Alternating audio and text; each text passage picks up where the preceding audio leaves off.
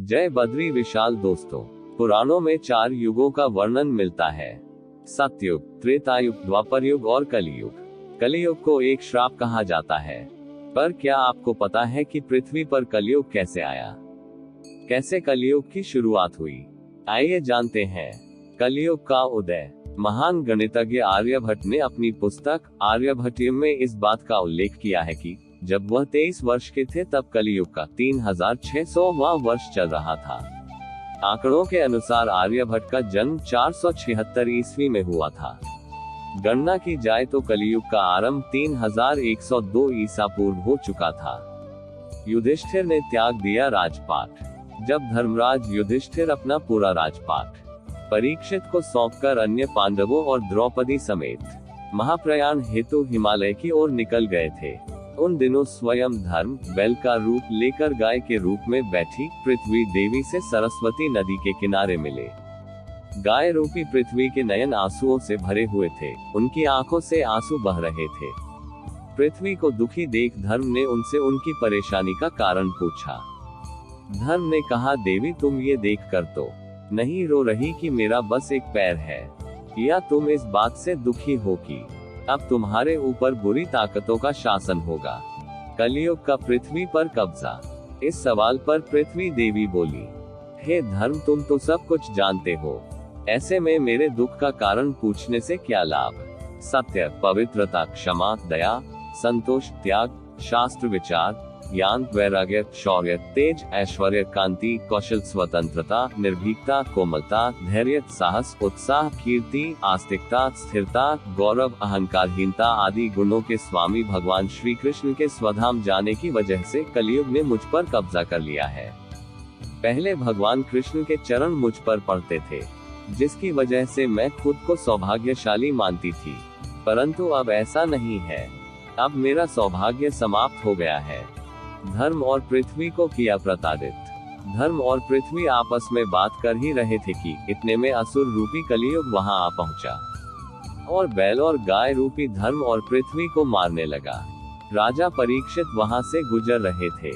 जब उन्होंने ये दृश्य अपनी आंखों से देखा तो कलियुग पर बहुत क्रोधित हुए। अपने धनुष पर बाण रखते हुए राजा परीक्षित ने कलियुग से कहा, दुष्ट पापी तू कौन है? इन निरीह गाय तथा बैल को क्यों सता रहा है? तू महान अपराधी है।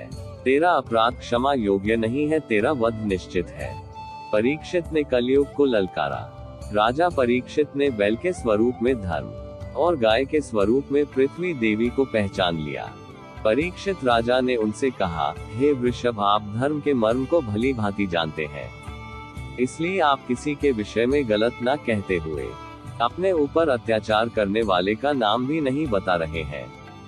हे धर्म, सतयुग में आपके तप, पवित्रता, दया और सत्य 4 चरण थे। त्रेता में 3 चरण रह गए, द्वापर में 2 ही रह गए और अब इस दुष्ट कलियुग के कारण आपका एक ही चरण रह गया है। पृथ्वी देवी भी इसी बात से दुखी है। कलियुग ने की क्षमा याचना। इतना कहते ही राजा परीक्षित ने अपनी तलवार निकाली और कलियुग को मारने के लिए आगे बढ़े। राजा परीक्षित का क्रोध देखकर कलियुग कांपने लगा। कलियुग भयभीत होकर अपने राजसी वेश को उतारकर राजा परीक्षित के चरणों में गिर गया और क्षमा याचना करने लगा। राजा परीक्षित ने शरण में आए हुए कलियुग को मारना उचित न समझा और उससे कहा, कलियुग तू मेरे शरण में आ गया है, इसलिए मैं तुझे जीवनदान दे रहा हूँ, किंतु अधर्म, पाप, झूठ, चोरी, कपट, दरिद्रता आदि अनेक उपद्रवों का मूल कारण केवल तू ही है। तो मेरे राज्य से अभी निकल जा और फिर कभी लौटकर मत आना। परीक्षित की बात को सुनकर कलियुग ने कहा कि पूरी पृथ्वी पर आपका निवास है।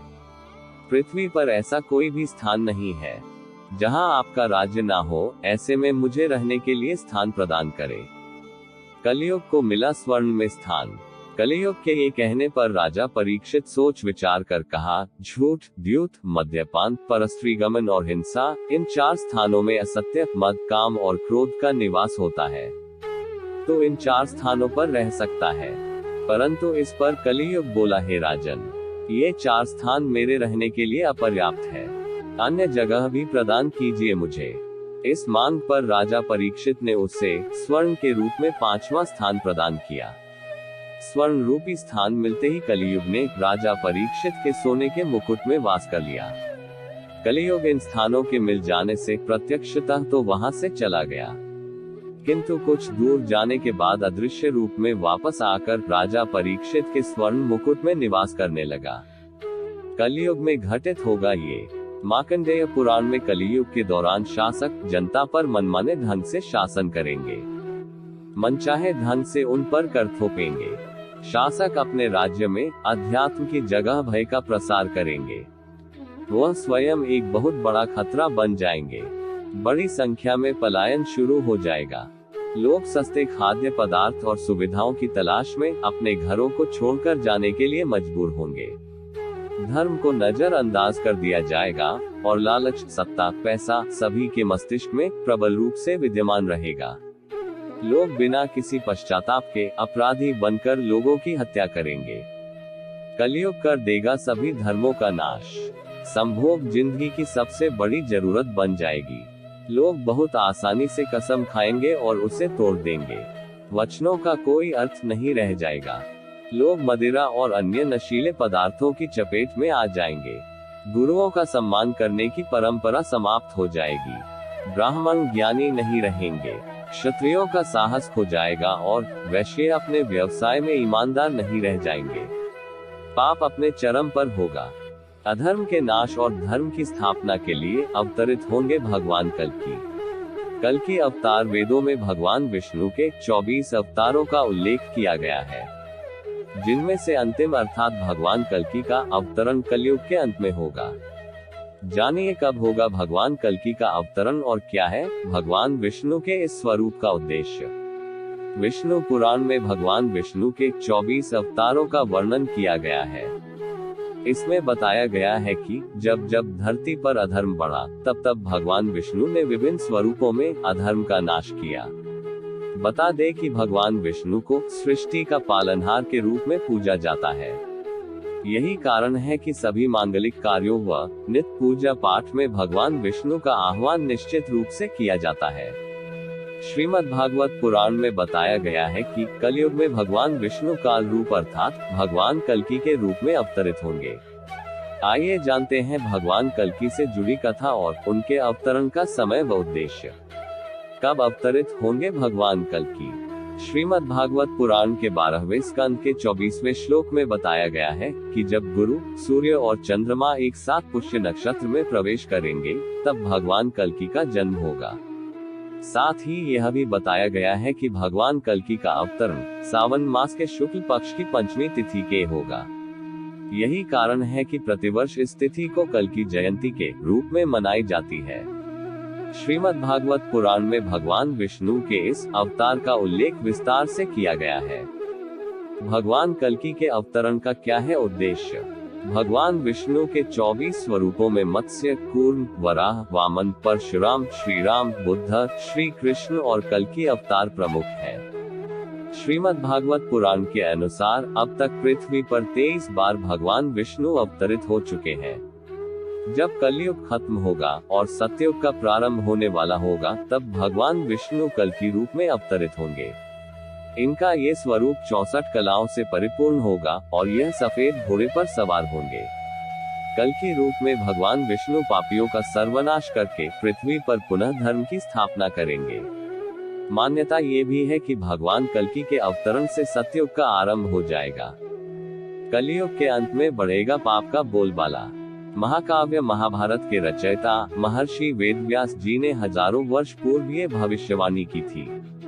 जैसे जैसे कलयुग का समय बीतेगा पृथ्वी पर अत्याचार और पाप बढ़ता जाएगा। साथ ही सभी लोग पाप के भागीदार होते जाएंगे।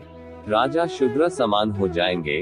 व्यक्ति में संस्कारों का नाश हो जाएगा। शिष्य गुरु के उपदेशों का पालन नहीं करेंगे। लोग वेदों का पालन नहीं करेंगे। वहीं हत्या और लूट की घटनाएं बढ़ जाएंगी और धर्म की नीतियां खत्म हो जाएंगी। जब ये सब अपने चरम पर होगा तब भगवान कल्कि अधर्म का नाश करने के लिए और धर्म की पुनर्स्थापना के लिए अवतरित होंगे। आपको कैसी लगी हमारी यह जानकारी?